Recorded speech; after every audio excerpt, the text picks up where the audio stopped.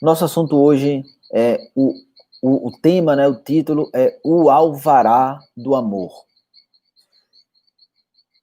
Em outras palavras, seria a autoridade, né? Da onde é que vem? É o certificado, é o atestado de autoridade do amor. Quem é que tem isso? E hoje eu quero, então, trabalhar com vocês a partir dessa perspectiva, tá? A gente vai resgatar um pouco do que a gente trabalhou semana passada, brevemente aqui fazer uma introdução. Para a aula de hoje, para o Alvará do Amor, eu creio que a gente vai precisar aí ter duas aulas, tá? A gente vai dividir em duas aulas. Nessa aula de hoje, eu desejo trabalhar com vocês os textos bíblicos, tá? Então nós vamos dar uma estudada aqui em 3 textos da Palavra de Deus que falam sobre a questão da autoridade eclesiástica, tá? Desse alvará do amor. E aí, possivelmente, acho que o tempo não vai ser suficiente para a gente continuar no assunto, porque a partir desse entendimento, né, desses textos bíblicos, a gente tem, então, o desdobramento disso na vida da igreja. E esse desdobramento, ele também vai requerer aí da gente um tempo para ser meditado, ser pensado. E aí eu acho que se a gente fosse fazer isso hoje, tudo numa aula só, a gente ou ia perder o conteúdo da palavra de Deus ali, da explicação do texto e tudo mais, ou a gente iria perder nessas aplicações que são centrais e muito importantes para a gente. Portanto, eu decidi, então, não diminuir esses assuntos, mas, de fato, separar para que a gente possa aproveitá-los, né, da melhor forma possível, tá? Então, para a aula de hoje, antes da gente começar aqui, vamos orar. Quero chamar você, então, a fechar os seus olhos, aí onde você está, e orar junto comigo. Senhor Deus, nós te agradecemos, te louvamos e te rendemos graças, porque hoje é o teu dia, porque hoje o Senhor, mais uma vez, nos lembra, Pai, da tua obra, da obra da tua criação, nos lembra da obra da tua providência, do teu cuidado para conosco, e acima de todas as coisas, ó Pai, hoje que o nosso descanso no Senhor é experimentado de forma tão completa e plena. Nós te pedimos que o Senhor conduza aqui o nosso coração, conduza a nossa mente, conduza também as nossas mãos, para que aquilo que seja entendido na mente seja abraçado pelo nosso coração, mas também seja praticado pelas nossas mãos. Tem misericórdia de nós e nos ajuda, em nome de Jesus. Amém. Bem, gente, vamos então pensar aqui rapidamente um pouco sobre a aula da semana passada, tá?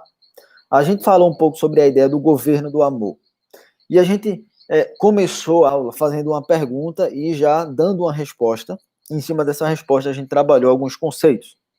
A pergunta que a gente começou a aula passada foi: o que é autoridade? Como ela se relaciona com o amor? E que papel ela desempenha na igreja? E a resposta que a gente deu foi: a autoridade, fundamentada no amor santo, cria vida. Ela cria toda uma nova realidade diferenciada e moldada.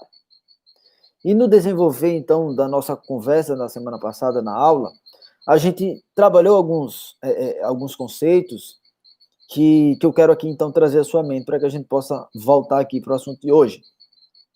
A gente pensou sobre a ideia de que se associar a uma igreja não significa que você dar de si mesmo, mas significa que você dar a si mesmo, e o dar a si mesmo é que é verdadeiramente um ato de submissão.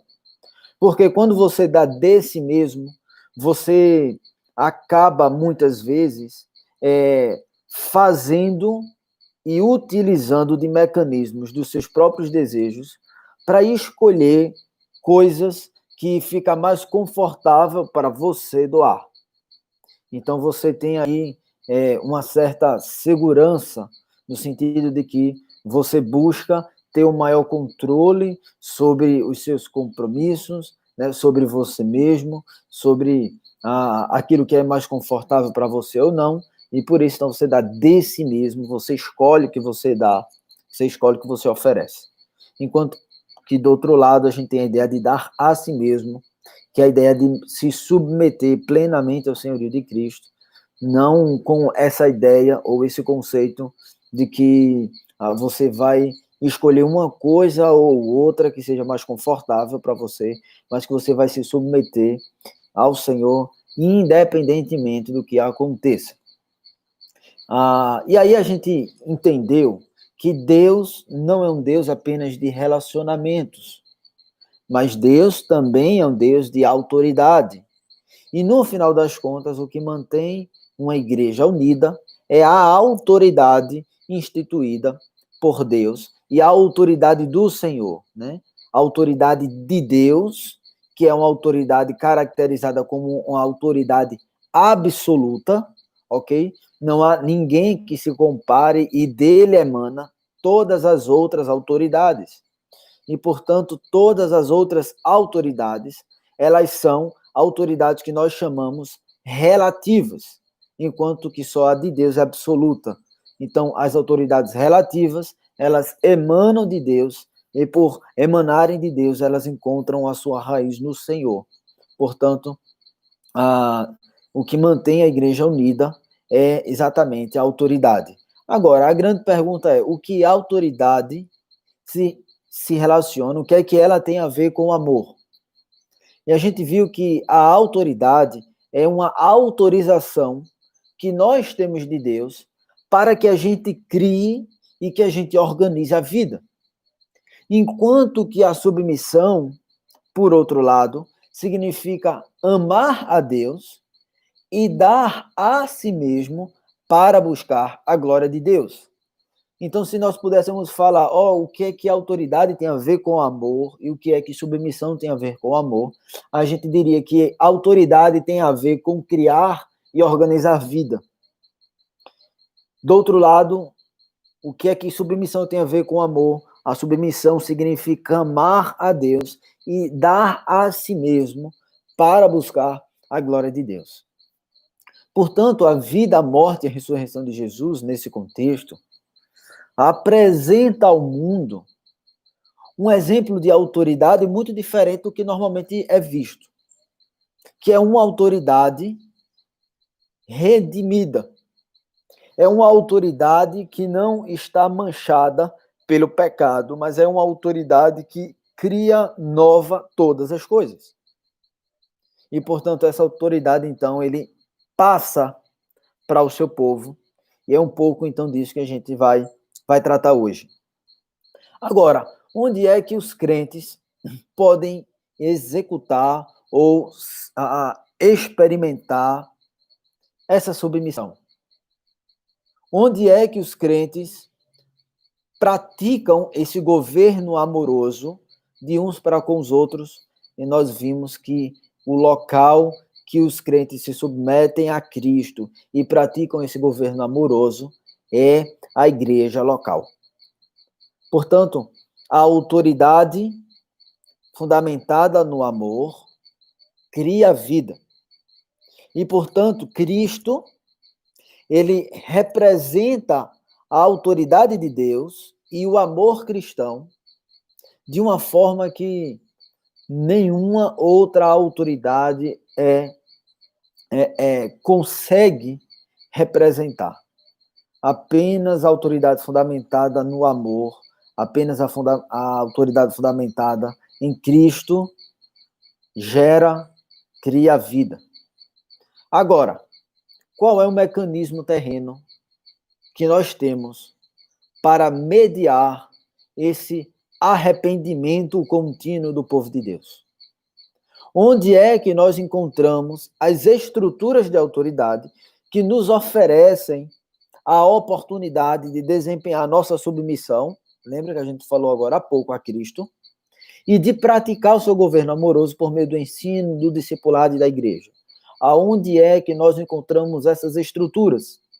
E nós vimos que é na membresia de uma igreja local que nós encontramos isso, porque é lá que nós nos submetemos e, ao mesmo tempo, também, todos nós, governamos. Portanto, a membresia da igreja é onde o meu discipulado, o seu discipulado, o nosso discipulado com Cristo acontece. O nosso discipulado com Cristo não acontece à parte da igreja local, mas é na igreja local que esse discipulado com Cristo acontece. Portanto, a igreja local, poderíamos dizer, é uma nova realidade, é um novo contexto, é um novo, não é apenas um novo estilo de vida, mas é uma nova forma de enxergar todas as coisas, onde você tem fronteiras que são bem delimitadas e você tem um centro também na igreja. Isso que eu trouxe aqui para vocês agora é exatamente o que a gente trabalhou semana passada. E eu quero, então, começar o assunto de hoje, o alvará do amor, da mesma forma que nós começamos o assunto da semana passada, que foi fazendo uma pergunta, trazendo uma resposta a essa pergunta e desenvolvendo, então, o fundamento para essa resposta. Então, sobre o alvará do amor, a pergunta que nós precisamos fazer é a seguinte: que autoridade Cristo dá à igreja e por quê? Que autoridade, vou repetir, que autoridade Cristo dá à igreja e por que ele faz isso? Veja então a resposta. Cristo autoriza a igreja local a proclamar e proteger o evangelho, a reconhecer e confirmar aqueles que pertencem a ela, a uni-los a si mesma, a supervisionar o seu discipulado e a excluir qualquer impostor. Ele dá essa autoridade à igreja local, a fim de proteger e exibir o seu evangelho no mundo caído, o qual continuamente interpreta e retrata mal o amor e seu evangelho.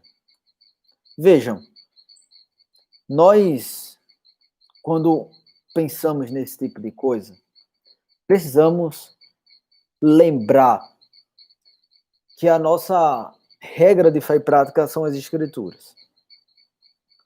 E as Escrituras nos dão toda a direção, toda a diretriz para que a gente possa compreender isso. E eu quero então chamar você a abrir comigo para fundamentarmos então essa afirmação que nós demos aqui. Abrir comigo lá na Bíblia, em 1 Coríntios, capítulo 5. 1 Coríntios, capítulo 5, eu quero ler com vocês dos versos 1 ao 5, para você observar como que a palavra de Deus registra aí nesse texto algo muito curioso, algo que infelizmente tem sido perdido em nossos dias, mas algo que é necessário e que é dever da igreja local. Então, abra aí comigo, 1 Coríntios, primeira carta de Paulo aos Coríntios, capítulo 5, dos versos 1 ao 5. Eu vou ler aqui e você acompanha aí na sua Bíblia. Diz assim: geralmente, se ouve que há entre vós imoralidade, e imoralidade tal, como nem mesmo entre os gentios, isto é, haver quem se atreva a possuir a mulher de seu próprio pai. Veja o que está acontecendo na igreja de Coríntio. O apóstolo Paulo escreve a esses irmãos dizendo que está havendo algo dentro dessa igreja de uma imoralidade tamanha que não se vê nem mesmo entre aqueles que não são da igreja. E que imoralidade é essa? São pessoas, são homens que se atrevem a possuir a mulher de seu próprio pai. Verso 2. E contudo, andais vós ensoberbecidos E não chegastes a lamentar para que fosse tirado do vosso meio quem tamanho ultraje praticou? Eu, na verdade, ainda que ausente em pessoa, mas presente em espírito, já sentenciei, como se estivesse presente, que o autor de tal infâmia seja, em nome do Senhor Jesus, reunidos vós o meu espírito, com o poder de Jesus nosso Senhor, entregue a Satanás para a destruição da carne, a fim de que o espírito seja salvo no dia do Senhor Jesus. Vejam, meus queridos, que questão delicada. E veja também como o apóstolo Paulo trata essa questão.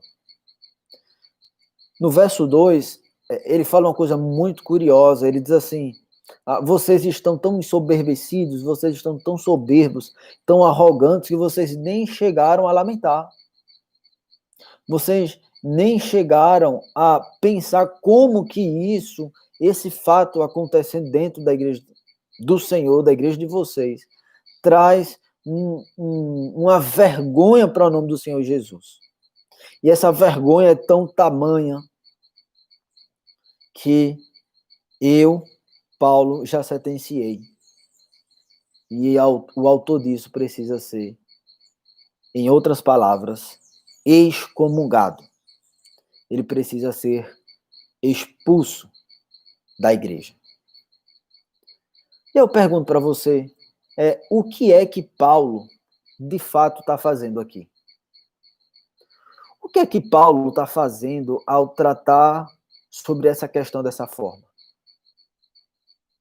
Veja, Paulo está chamando a igreja aqui a exercer a autoridade que Cristo deu a ela de excluir aquele homem.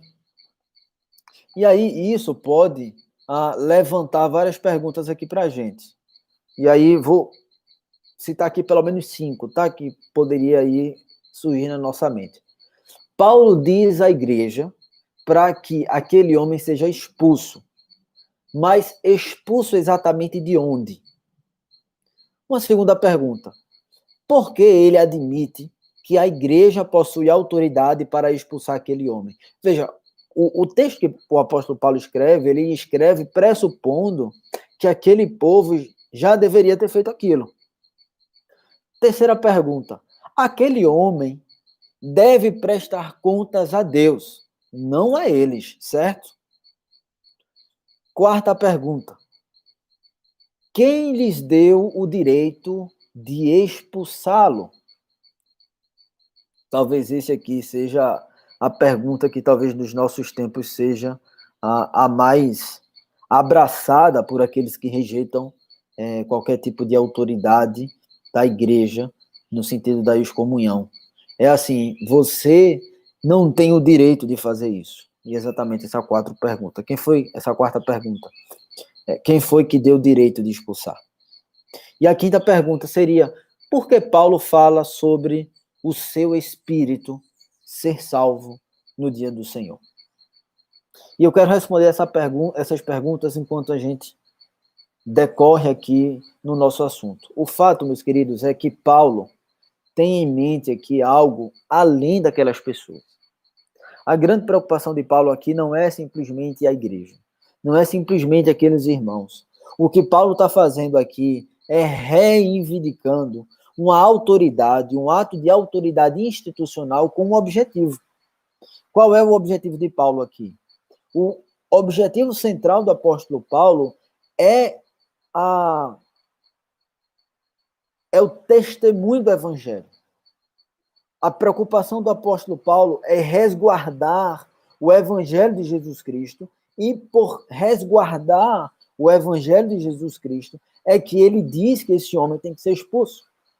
E, portanto, é por isso também que ele reivindica um ato de autoridade institucional que aquela igreja tem que ter diante daquele irmão. O fato aqui é que a disciplina eclesiástica, meus irmãos, no final das contas,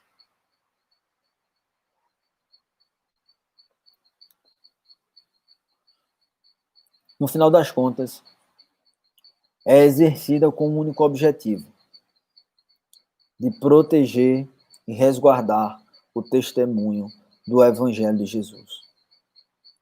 Outras coisas, outros contextos, outras situações também possuem implicações, né, no ato da disciplina eclesiástica, como, por exemplo, resguardar a igreja.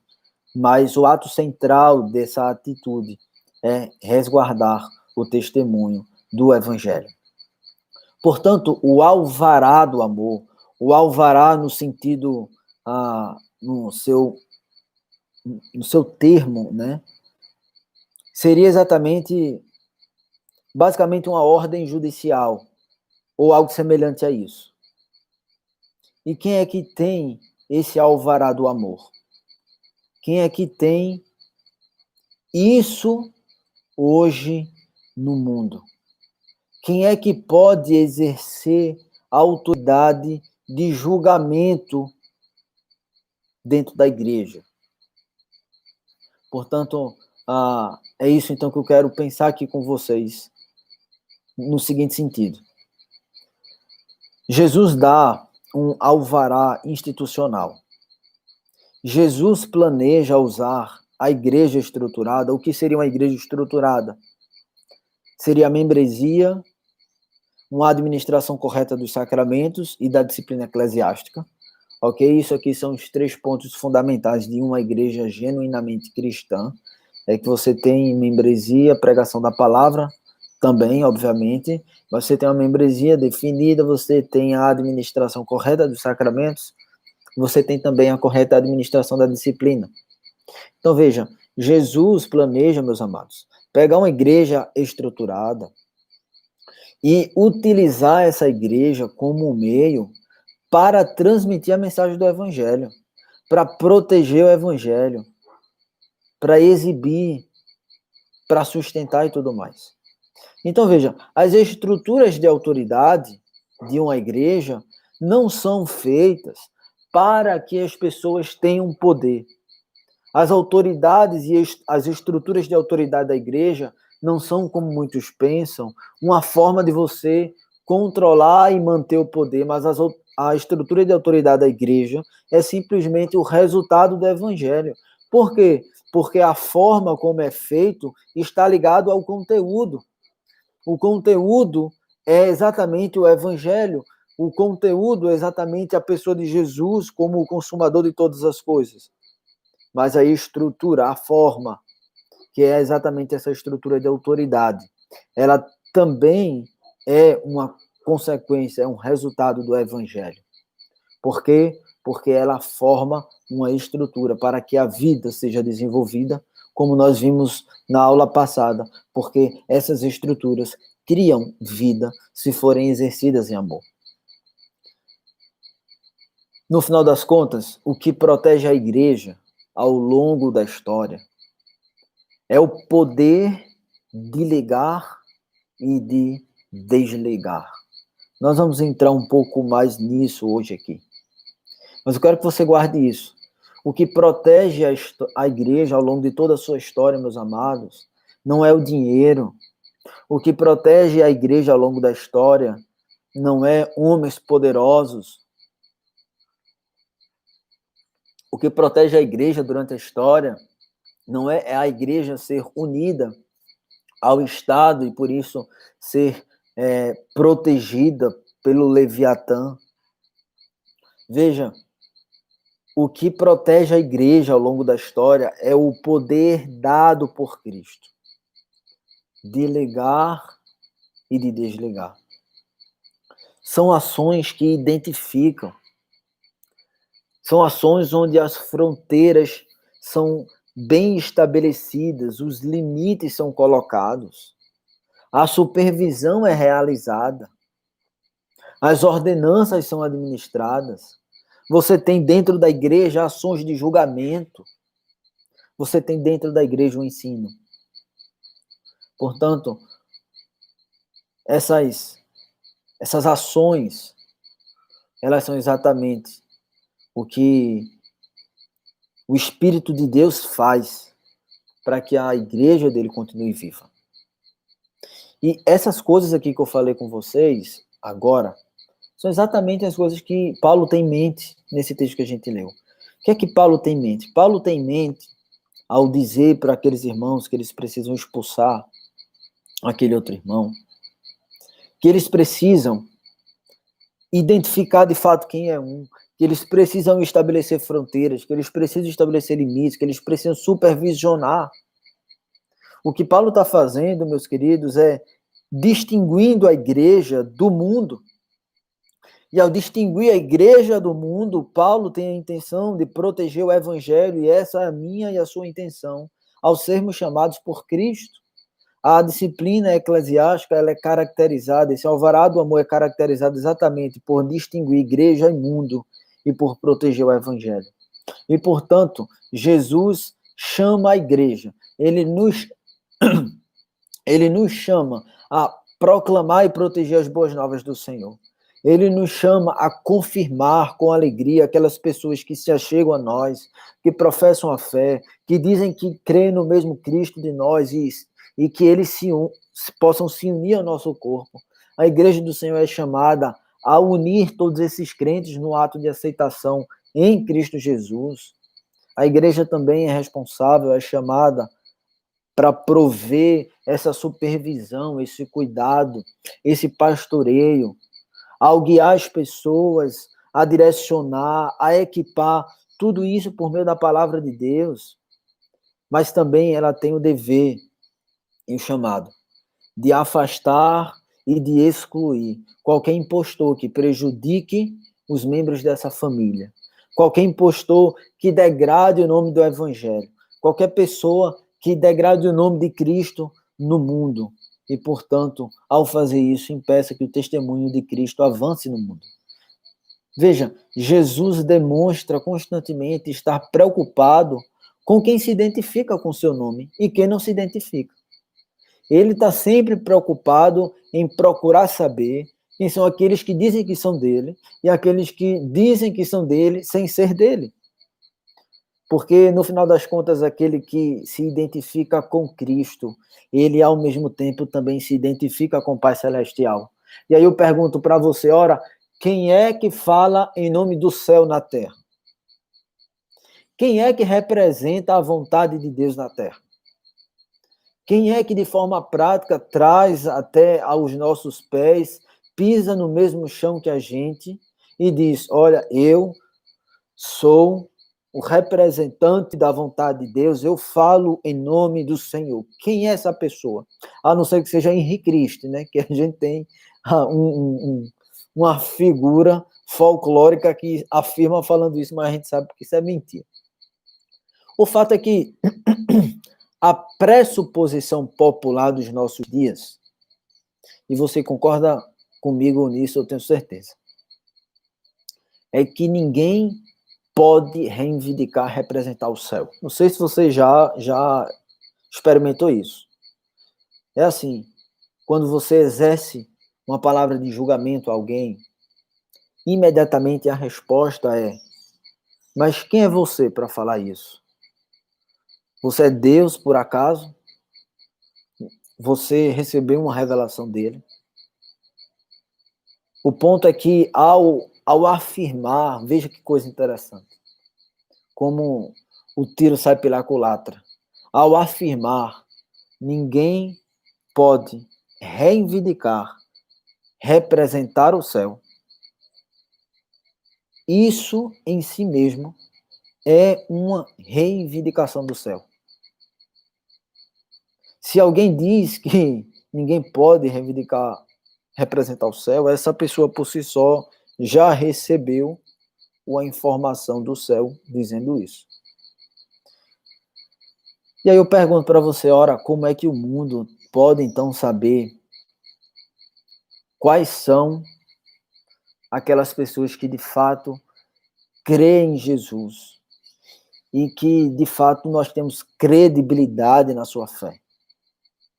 E aí eu pergunto, será que na terra tem autoridade que possa distinguir um tipo de profissão de fé e um outro tipo? Será que alguém pode olhar para alguém que professou sua fé e dizer assim, ó, esse cara aqui está caminhando com o Senhor e tudo mais? Do outro lado, você também tem aqueles que olham e você diz, opa, esse cara está professando uma fé, mas a vida dele está um pouco estranha.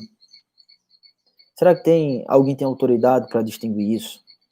E é baseado, então, nesses questionamentos, nessas perguntas, que eu quero trabalhar aqui com vocês a ideia de governo eclesiástico. Então, vamos pensar aqui brevemente, primeiro, sobre a ideia de continuidade e descontinuidade pactual. Nós sabemos que entre a antiga e a nova aliança há certas continuidades, há coisas que continuam acontecendo, mas também há uma certa descontinuidade, né? Coisas que param de acontecer. E, portanto, essa descontinuidade, uma das descontinuidades caracterizadas é exatamente a ideia de povo de Deus, a estrutura do povo de Deus, melhor falando. Então, veja, como é que dentro da Escritura a Bíblia apresenta o povo de Deus sendo desenvolvido? Nós temos em Adão e Eva uma família nuclear, ok? Você tem Adão e Eva, e ali no começo,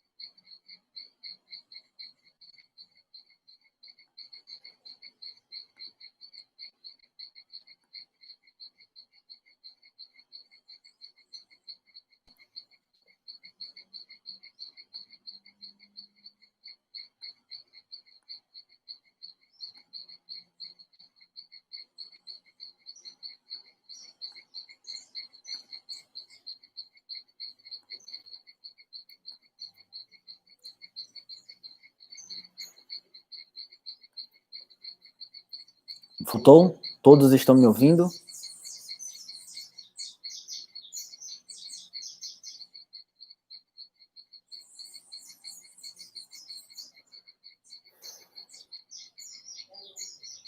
Voltou, manhã? O pessoal aqui está ouvindo, está dizendo que sim, que voltou. Ok, então. Voltou. Beleza, eu vou rebobinar aqui rapidamente. Eu estava começando a falar sobre a ideia da continuidade e descontinuidade pactual e como que da antiga aliança para a nova aliança a gente teve uma descontinuidade na ideia de estrutura de povo de Deus e na ideia de governo de Deus. Beleza? Então, como é que a gente olha o desenvolvimento da estrutura do povo de Deus e do governo de Deus? No início da história, nós temos Deus conduzindo famílias nucleares.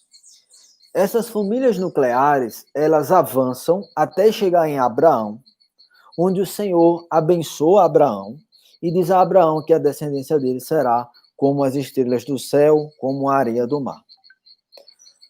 Aí, a questão, então, se desenvolve um pouco mais. Isaac, então, que é o filho da promessa de Abraão, ele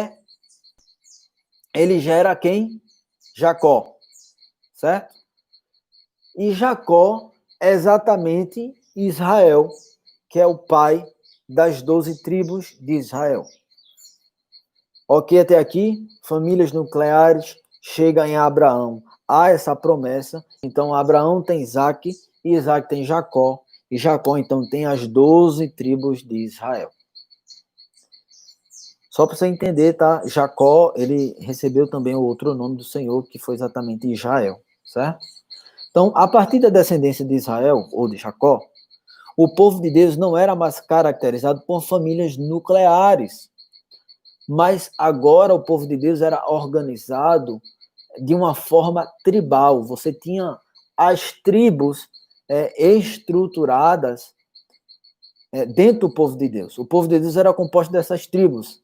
Ou seja, quem era da tribo de Levi era quem era descendente de Levi. Quem era da tribo de Judá era quem era descendente da tribo de Judá. Quem era da tribo de Benjamim era quem era descendente da tribo de Benjamim, e assim por diante. Então, o que acontece? As tribos, elas eram formadas, obviamente, por famílias nucleares, mas o povo de Deus agora era composto por 12 tribos de Israel. O tempo se passa, essas tribos foram escravizadas no Egito durante 400 anos, então Moisés vai e retira o povo de Deus dali do Egito. E a partir da retirada do povo de Deus do Egito, nós temos o que nós chamamos da teocracia instituída na nação israelita. Você tem agora Deus governando o seu povo por meio das suas leis, ok? Você tem um rei agora também sendo instituído para o povo, e esse rei, então, reinava sobre as 12 tribos de Israel. Então, o que acontece? Durante esse período da Antiga Aliança, que é exatamente essa descrição que eu dei para vocês, como era que o povo de Deus era regido? Tendo em vista que a gente tem aqui uma sequência de famílias nucleares, chegamos em Abraão, temos a promessa. Da promessa nós temos Isaac, que gera Jacó. Jacó, que tem 12 filhos, que compõem então as 12 tribos de Israel. Essas 12 tribos são escravizadas no Egito. Moisés liberta do Egito e institui então a teocracia, que é o governo do povo sob a lei de Deus. Quem era que governava o povo ali no Antigo Testamento? Quem governava o povo eram chefes das famílias, ok? Nós tínhamos sacerdotes que também governavam, nós tínhamos anciãos que também governavam, tínhamos reis também que governavam o povo. Basicamente, sacerdotes e profetas, obviamente, eles não faziam parte do governo, vamos dizer assim, político israelita, porque quem tinha o governo político israelita era o rei, obviamente. Sacerdotes e profetas, eles não tinham nenhum cargo político, mas eles estavam na vida do povo, né? Eles eram instituídos por Deus ali com seus ofícios específicos, mas se nós disséssemos coisas estritamente políticas ali no Antigo Testamento, nós temos chefe das famílias, temos os anciãos que tinham sim um dever político, e tínhamos também reis, tá? O ofício de sacerdote e profeta não era um ofício tão político assim, embora fosse essencial para o povo de Deus. Ok? Deu para acompanhar a ideia? Eu preciso pelo menos de um ok aí de vocês para saber se eu posso continuar.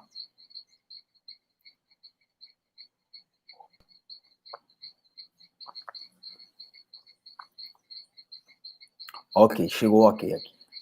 Vamos lá então. O que é que acontece então na nova aliança? Na nova aliança nós temos uma mudança na concepção de representação de povo de Deus. Na antiga aliança, nós tínhamos o Israel étnico. Nós tínhamos uma nação israelita, que era a nação de Deus, que era povo de Deus. Na nova aliança,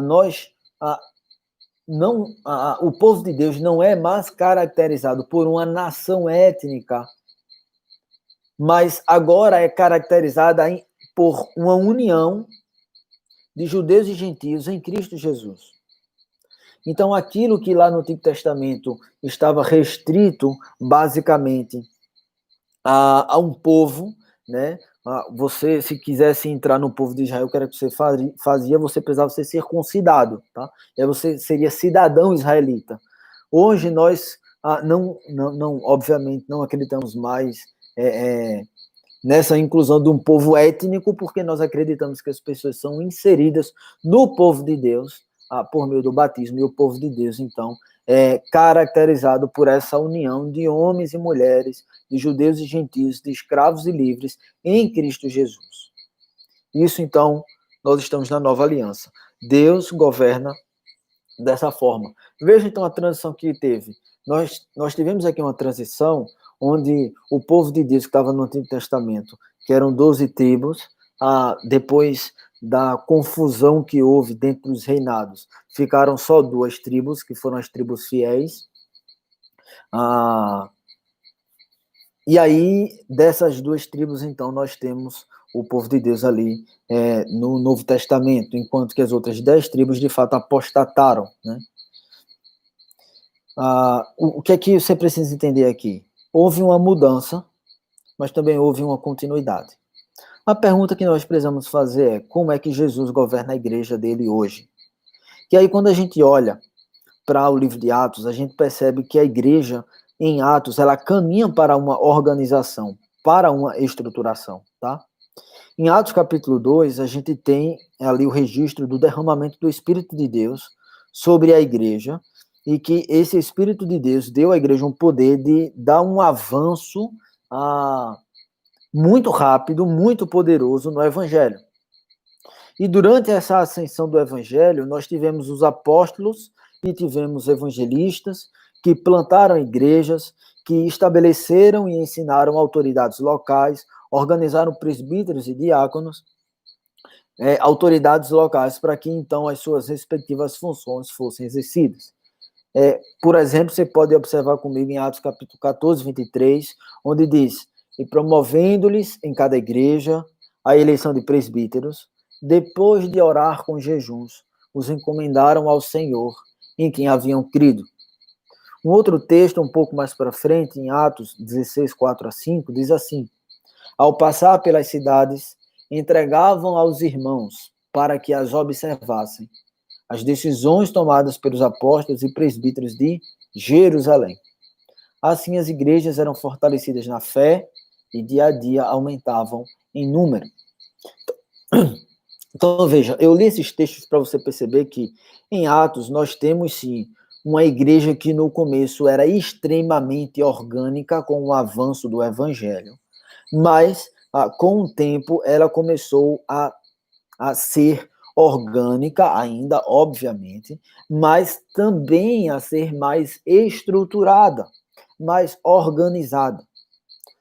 O ponto é que, ao passar por esses locais e ao estabelecer lideranças locais, organizações, a organização de fato da igreja, a gente precisa ter em mente que aquelas pessoas daquela época olharam para essa organização e não estranharam muito.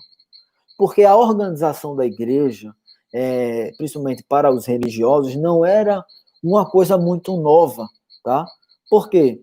Porque a estrutura da igreja, a ideia de você ter um local onde você tem autoridades, onde você tem pessoas que exercem juízo, que exercem ensino, todas essas coisas aconteciam nas sinagogas, tá?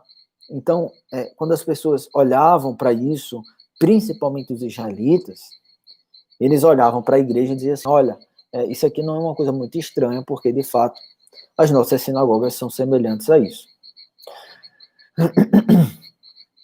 Então, há uma diferença aqui de funcionamento espiritual que é estabelecido dentro do organismo eclesiástico para a vida comum da igreja, que é, antes de qualquer coisa, a ideia do exercício da disciplina e dos sacramentos. Então, veja, quando a gente pensa em governo eclesiástico, na nova aliança, a gente se refere praticamente e basicamente a 2 coisas fundamentais que o Senhor Jesus dá à igreja. Que 2 coisas fundamentais são essas que o Senhor Jesus dá à igreja? É a disciplina e os sacramentos. Portanto, se alguém perguntar para você, olha, como é que Jesus governa a igreja? Você pode responder: Jesus governa a igreja por meio da disciplina e por meio dos sacramentos. Por que disciplina? Porque disciplina, a gente pode incluir nela tanto a disciplina formativa quanto a disciplina corretiva. Então, nós podemos entender a disciplina formativa como aquela disciplina que ensina. O ensino é, por si só, uma disciplina, é uma orientação. Do outro lado, nós temos a disciplina corretiva, que é normalmente a única forma que nós, quando lemos a palavra disciplina, remetemos ao significado, que é exatamente a ideia de você corrigir um ato falho, né? Então, Jesus governa sua igreja de que forma? Por meio da disciplina, ok? Formativa e corretiva, e por meio dos sacramentos, ceia do Senhor e batismo.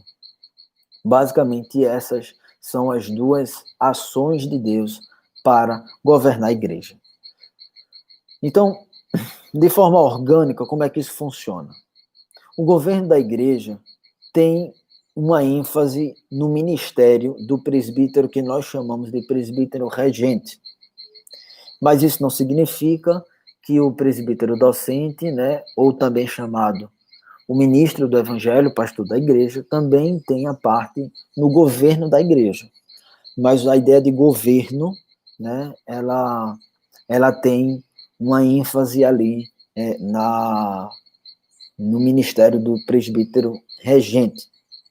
Do outro lado, a ideia da disciplina mais formativa, do ensino espiritual, essa ênfase é dada, então, no ministério do presbítero, que nós chamamos de docente, que é também a mesma coisa de pastor, ministro do evangelho, tá?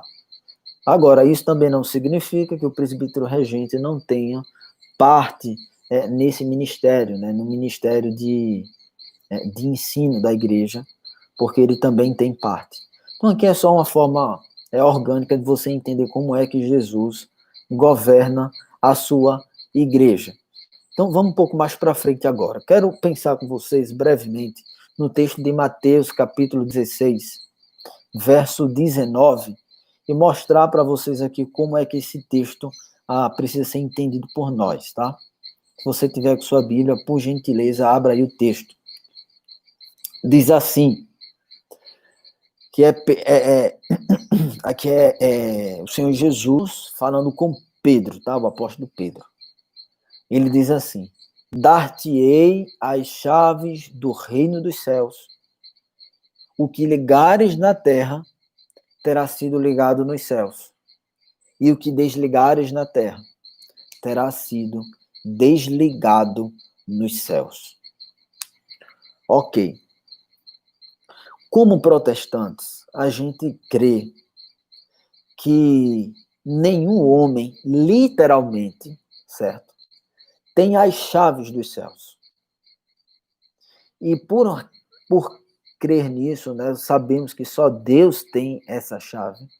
Nós precisamos olhar, então, para o termo chave do reino de Deus, chaves do reino dos céus, aí no texto, como no final das contas, uma metáfora, tá?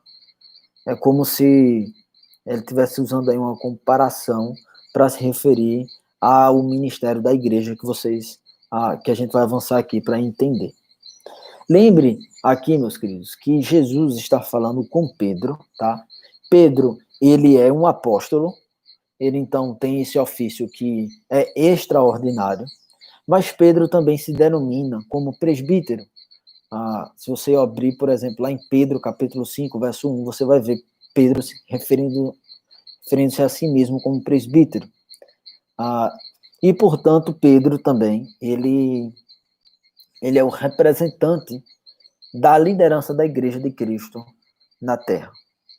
Diante disso aqui que a gente está lendo, tá? A gente não está dizendo, por favor, não entenda isso, que o apóstolo Pedro é o pai da igreja, né? Ele é o fundador da igreja, ele é a pedra angular da igreja. Não é isso.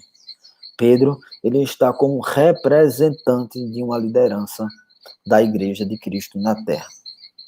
E aí vamos então entender aqui esse termo chave, porque esse termo é essencial para que a gente compreenda a ideia aqui do que está sendo tratado.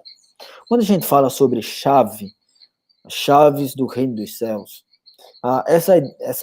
esse termo chave nos remete para o governo do povo de Deus na antiga aliança. Isso é muito interessante a gente compreender isso. Por quê? Porque na antiga aliança, você tinha um povo de Deus, ok? Que vivia nas cidades, e as cidades, via de regra, tinham seus muros, e você tinha a porta da cidade. Eu, inclusive, acho que falei um pouco sobre isso numa outra aula nossa recentemente. Então, o que é que acontecia? Nos portões da cidade, sempre tinham muitos homens, tá? Imagina ali o centro de Recife, tá? Então, o centro de Recife seria o equivalente ao portão da cidade ali no Antigo Testamento. É o lugar onde o vulco acontece, né? É o lugar onde a vida de fato acontece. Então, você tem ali muitos negócios, muitos mercados, sempre tem gente, tá? Nós temos registros na Bíblia que ali era um lugar onde de fato tinha uma aglomeração de gente tão grande que vários pronunciamentos oficiais foram feitos nos portões da cidade. Nós temos, por exemplo, Neemias, capítulo 8, registrando a leitura pública da lei de Deus na porta da cidade. Por quê? Porque os portões da cidade ali no Antigo Testamento significava o centro da vida pública do povo. Lá era o centro de notícias, né, porque você tinha homens que eram viajantes e mercadores que transitavam por ali, então constantemente você tinha notícias sendo transitadas ali nos portões da cidade.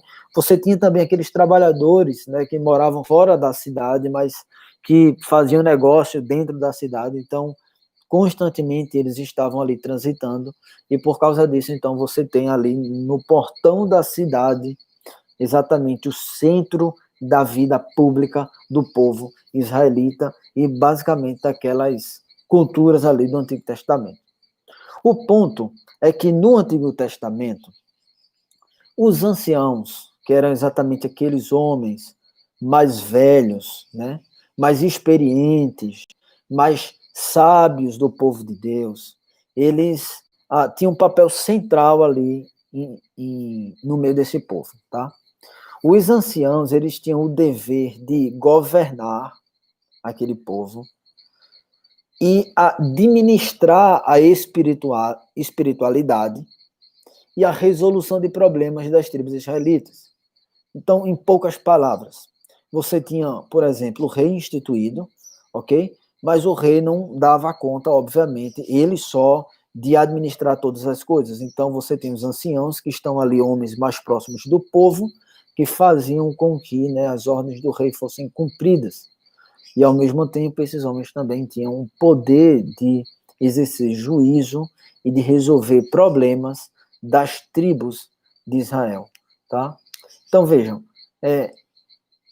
há algo aqui que é muito interessante. Os anciãos, eles tinham entre seus deveres, o dever de julgar. Então, quando nós falamos dessa forma, em certo sentido, a gente precisa entender que eles tinham as chaves da cidade. Por quê? Porque eles governavam na cidade e eles tomavam decisões espirituais e jurídicas do povo. Eles podiam muito bem dizer para alguém que estava entrando na cidade assim: você não entra aqui hoje. Eles tinham essa autoridade. Alguém que queria sair da cidade, ele dizia: você não sai daqui hoje. E a pessoa não sair. Então, os anciãos tinham esse poder, tinham esse alvará, né, para governar, então, o povo e tomar decisões jurídicas no que diz respeito a eles. Quando a gente chega, então, na Nova Aliança, nós não temos mais anciãos, assim como no Antigo Testamento. O que é que acontece?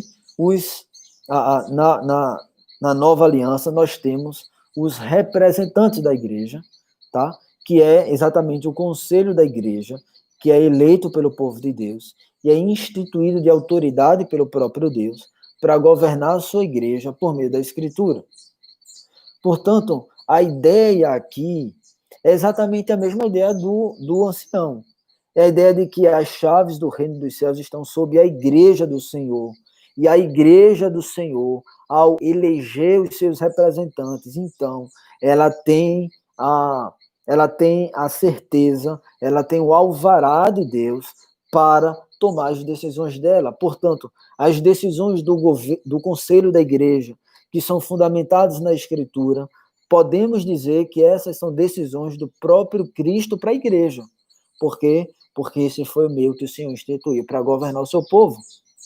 Portanto, na nova aliança, assim como na antiga aliança, as chaves que o texto bíblico usa da cidade dos céus estão nas mãos das autoridades instituídas por Deus, isto é, do conselho. Portanto, veja o que o texto está dizendo: o que for desligado é Jesus desligando. No entanto, o que for ligado é Jesus ligando. Veja, lembra o texto de Paulo, 1 Coríntios 5? Expulsai-o, desligue. Alguém professou a sua fé e quer se juntar, ligue. E aí, gente, isso fica ainda mais evidente quando a gente vê que o contexto que esse texto aqui está inserido, é exatamente Jesus falando com os discípulos e dizendo para eles que o próprio Cristo, que ele é a pedra fundamental da igreja. Portanto, se Jesus é a pedra fundamental da igreja, ele dá autoridade para a igreja ligar ou desligar, guiado por sua palavra, porque é ele aquele que constrói a sua igreja. Então, para fechar, então, o entendimento de Mateus 16, 19. O poder não está na igreja, não está no conselho em si. Lembra o que eu falei no começo sobre autoridade? Existe a autoridade que é absoluta e todas as outras autoridades são relativas. Somente a autoridade de Deus é absoluta. Todas as outras autoridades são relativas. Portanto, o poder não está na igreja, não está no conselho da igreja em si, não há nenhum poder nessas instâncias em si, mas o poder está na autoridade da Escritura, que insta o povo de Deus, que leva o povo de Deus a eleger homens de acordo com a própria palavra de Deus, para que esses homens, então, representem o povo e guiem esse povo nos caminhos do Senhor. Portanto, próxima vez que você ler esse texto, Chaves do Céu, lembre, isso é o alvará de Jesus Cristo para o seu povo. E indo então aqui para o último texto que eu quero trabalhar com vocês hoje, brevemente, e aí a gente fecha, é o texto de Mateus 18, Mateus capítulo 18, versículos 15 a 20. Se você tiver com sua Bíblia, abra aí para a gente poder fazer junto. Ler junto aqui. Mateus 18, 15 a 20, diz o seguinte: se teu irmão pecar contra ti, vai arguí-lo entre ti e ele só. Se ele te ouvir, ganhaste teu irmão. Se, porém, não te ouvir, toma ainda contigo uma ou duas pessoas, para que, pelo depoimento de 2 ou 3 testemunhas, toda a palavra se estabeleça. E, se ele não os atender, dize-o à igreja. E se recusar a ouvir também, considera-o como gentio e publicano. Em verdade vos digo que tudo que ligardes na terra, veja mais uma vez, terá sido ligado nos céus. E tudo o que desligardes na terra terá sido desligado nos céus. Em verdade também vos digo que se 2 dentre vós sobre a terra concordarem a respeito de qualquer coisa que porventura pedirem, ser-lhe-ás concedida por meu Pai que está nos céus. Porque onde estiverem 2 ou 3 reunidos em meu nome, ali estou no meio deles. Vamos então entender esse texto. Antes de qualquer coisa, precisamos compreender que esse texto está tratando exatamente de disciplina. Ele diz primeiro, vai a teu irmão, conversa com ele. Caso ele não te ouça, você vai com outro irmão. Caso ele não te ouça, você leva à igreja. E caso, então, ele não ouça a igreja, você expulsa ele. Portanto, não há dúvida que esse texto está tratando sobre disciplina eclesiástica. E aí é interessante porque o versículo 20, que é um texto muito conhecido nosso, que diz, onde estiverem 2 ou 3 reunidos em meu nome, ali estou eu no meio deles. Eu perguntaria para você, isso significa que Jesus não está conosco quando a gente está sozinho? Se esse texto de fato está falando isso aí que a gente está lendo, e não considerarmos, obviamente, mais a Escritura, outros textos da Escritura, nós chegaremos, obviamente, à conclusão de que, sim, Jesus não está conosco quando nós estamos sozinhos. E aí é engraçado porque esse é o texto usado por muitos irmãos para encorajar outros a participarem de reuniões de oração, né? Você tem ali uma reunião de oração que antigamente dava 20, 30 pessoas, e aí você tem, então, um certo período de baixa, onde a reunião tem 2, 3, 4 pessoas, então, texto bíblico para ser meditado, exatamente esse, né? Onde estiverem 2 ou 3 reunidos em meu nome, ali eu estou no meio deles. Mas a gente não pode olhar para esse texto com essa perspectiva, porque no final das contas, se a gente seguir essa perspectiva, nós, de fato, iremos acreditar que Jesus não estará conosco quando nós estivermos sozinhos. Mas não é isso que a palavra de Deus está falando. Porque nós cremos que Jesus está conosco quando nós estamos sozinhos. Afinal de contas, ele está em cada um de nós. Né? Isso que a palavra de Deus diz. Mas aí eu perguntaria para você, tá, se não é isso que o texto está falando, o que é, então, que ele está falando? O que é que Jesus está dizendo aqui? O que eu diria para você, de princípio, é assim, o que o texto está fazendo é nos explicando o princípio e a ordem bíblica de disciplina. Veja que coisa interessante. Vamos seguir aqui a linha de raciocínio dos versículos. Primeiro, versículo 15. Se teu irmão pecar contra ti, o que é que ele diz?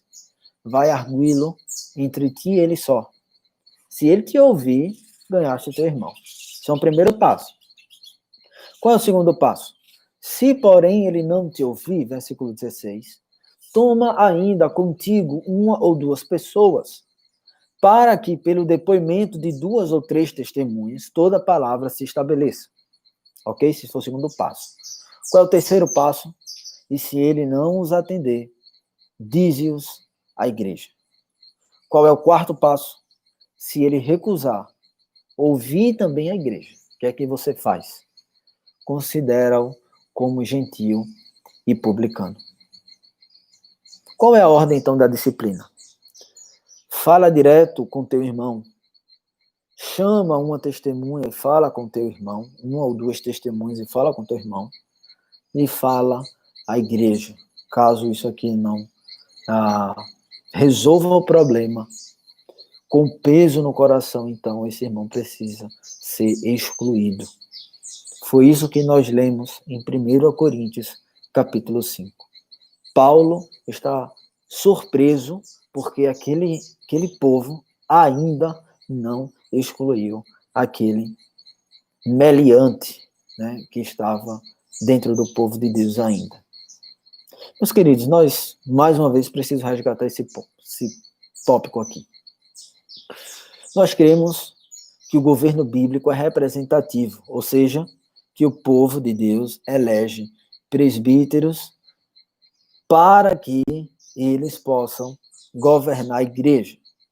Obviamente, a eleição de presbíteros de conselho da igreja é guiada pela palavra de Deus. Cada um tem liberdade e consciência para olhar na palavra de Deus os princípios que Deus estabeleceu para que sejam observados nos presbíteros, para que sejam, então, eleitos pelo povo de Deus. Esse entendimento é um entendimento que precisa ser aplicado a isso que nós estamos tratando aqui. Por quê? Porque os presbíteros são homens fiéis ao Senhor e eleitos pela igreja para guiar o povo de Deus nos caminhos do Senhor por meio da palavra de Deus. Portanto, esses homens, eles são considerados, né, se a gente fosse remeter aí fazendo um anacronismo, né, para o Antigo Testamento, eles são os anciãos da igreja. Portanto, quando a gente diz fala à igreja, nesse tópico aqui, né, da ordem da disciplina, fala direto a teu irmão, fala a uma testemunha, fala a teu irmão, chama outra testemunha para falar junto com ele. E o terceiro passo aqui de fala à igreja, o que o texto está falando aqui é você precisa falar para aquelas pessoas que precisam resolver isso. Falar à igreja significa exatamente levar a questão para o conselho da igreja. Por que eu estou frisando isso? Porque isso é uma das distinções que nós temos como presbiterianos. Um processo disciplinar, por exemplo, em igrejas que são de modo de governo diferente do presbiteriano, que não é representativo, quando o texto aqui, né, diz fala a igreja, eles de fato fazem uma assembleia lá com todos os membros, expõem a questão para que seja exposta, então, a solução ali diante de todos. Mas nós cremos, então, nesse governo representativo e, portanto, o processo aqui de fala a igreja exatamente fala àqueles que essa igreja elegeu como as pessoas a representar eles. Então, Jesus asseverar para falar à igreja equivale a dizer que você deve ir aos representantes que foram eleitos biblicamente pela igreja. E aí os versículos 18 e 20, eles ratificam, eles confirmam, eles reiteram mais uma vez, desculpe, eles reiteram mais uma vez a decisão de que Deus instituiu e investiu tais homens de autoridade. Deus deu esse alvará à igreja. A igreja local tem esse alvará. A igreja que elegeu esses representantes tem o alvará. A igreja de Cristo tem o alvará do amor, porque Jesus governa a sua igreja dessa forma. Por isso que, veja, no versículo 18, o que é dito? Em verdade vos digo que tudo o que ligardes na terra terá sido ligado nos céus, e tudo o que ligardes na terra terá sido desligado nos céus. Percebe a semelhança do texto de Mateus 16, 19? Veja, se a igreja, que é o conselho, ok? Foi eleito pelo conselho. Perdão, o conselho que foi eleito pela igreja, que é guiado pela palavra, declara alguém como publicano, o que é que acontece? Essa pessoa, de fato, é publicana. E aqui eu estou falando no julgamento da igreja. Se desligares na terra, terá sido desligado nos céus. Se ligares na terra, terá sido ligado nos céus. Mais uma vez, gente, lembra, existem dois pontos aqui que precisam ser lembrados. É a ideia de que a autoridade, ela cria a vida, ok? E é a segunda ideia de que o poder não está no que é no ato em si. Lembra, o poder do conselho é um poder relativo, mas o poder está na palavra de Deus, que declara alguém como publicano. Esse é o ponto. E aí o versículo 20 vem e confirma ainda mais isso. E diz, porque onde estiverem 2 ou 3 reunidos em meu nome, ali estou no meio deles. Em outras palavras, se o conselho representativo da igreja tomou a decisão de desligar alguém do corpo, e essa decisão foi fundamentada na Escritura, não tenha dúvidas, de fato, tal indivíduo foi desligado, por quê? Porque Jesus estava ali com eles na hora da decisão. Ao mesmo tempo, se algum indivíduo se apresentar à igreja, isto é, ao conselho, demonstrando o interesse de entrar na igreja, de entrar no corpo de Cristo, esse conselho for até esse irmão, ele será questionado sobre sua fé, será inquirido sobre sua fé.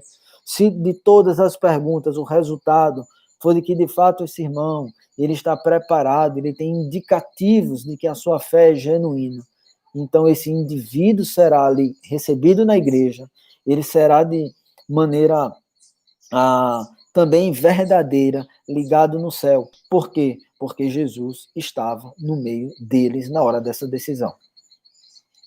Mais uma vez, vejam, Isso não está conferindo poder ao conselho de salvar ou não salvar ou qualquer coisa semelhante, mas concede autoridade para governar a igreja de Jesus a partir dos meios estabelecidos pelo próprio Cristo. O poder é relativo, apenas o poder de Deus é absoluto, mas o poder relativo, ele é verdadeiro tanto quanto absoluto, embora ele não tenha poder em si mesmo, mas o seu poder emana do absoluto. E, portanto, o conselho da igreja, por ter sua fonte no exercício de poder relativo, precisa se basear na fonte do poder absoluto, que é a revelação, que é a palavra de Deus. Portanto, Jesus é exatamente aquele que está entre o povo de Deus. Na hora da eleição, é Jesus que está entre o povo de Deus e guiando o povo de Deus para a eleição daqueles irmãos. É Jesus que está com esses mesmos irmãos ao tratar sobre questões que precisam ser tratadas para que o testemunho do Evangelho seja resguardado e que a Igreja de Cristo seja protegida.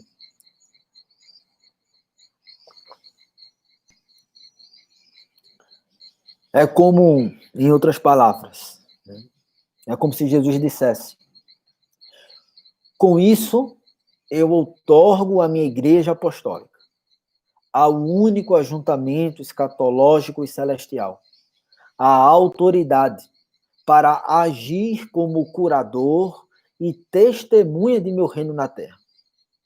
Autorizo esse corpo real e sacerdotal, onde quer que ele se manifeste, entre 2 ou 3 testemunhas reunidas formalmente em meu nome, a confirmar publicamente todas as pessoas que professam meu nome de forma fidedigna e me seguem como Senhor, e também a se identificar comigo e com elas.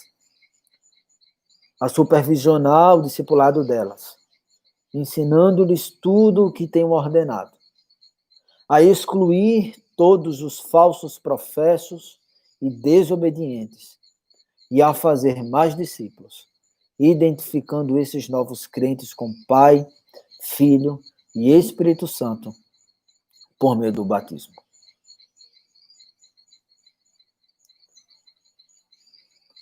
A gente começa a ver, meus irmãos, como que é tola, é de fato tola a posição de tantos evangélicos de supor que a sua fé pode ser mantida em Cristo fora do seu corpo. Porque a fé que nós temos em Cristo precisa ser confirmada pela igreja. É isso que significa legar.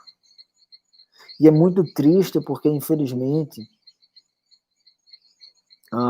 isso é o que tem mais se popularizado, né, no meio evangélico, e é o que mais tem sido experimentado pelo povo de Deus. Nós sabemos que nós não temos autoridade, então eu perguntaria para você, quem tem a autoridade de unir formalmente alguém ao corpo de Cristo ou de excluir alguém do corpo de Cristo? Quem tem essa autoridade de forma absoluta é Cristo. Cristo certamente tem. Mas o ponto é que esse mesmo Cristo, ele repassou essa sua autoridade para a igreja. Por isso, somente a igreja apostólica, nós, Igreja do Senhor, temos autorização, autoridade como povo para batizar e autoridade como povo para disciplinar. Para que por meio dessas duas coisas significativas e também a ceia do Senhor, como falamos, possamos então resguardar o testemunho do Evangelho de Jesus Cristo. Amém? Vamos parar por aqui. Na próxima semana, então, a gente retoma com esse assunto, a gente termina ele. A gente trabalhou os textos bíblicos e a ideia do governo eclesiástico, o alvará institucional que é dado para a igreja na terra. Então a gente vai ver como isso se aplica de forma mais profunda na nossa vida, tá bom? Vamos orar para a gente terminar? Senhor Deus, nós te agradecemos por esse tempo e te pedimos graça para que o Senhor nos ajude a compreender mais do Senhor e da tua vontade. Te pedimos, Senhor, esclarecimento a respeito daquilo que ainda esteja escuro aos nossos olhos. E pedimos também fé, rogamos fé, Senhor, para que nosso coração, de fato, caminhe em fidelidade a Ti e sem incredulidade.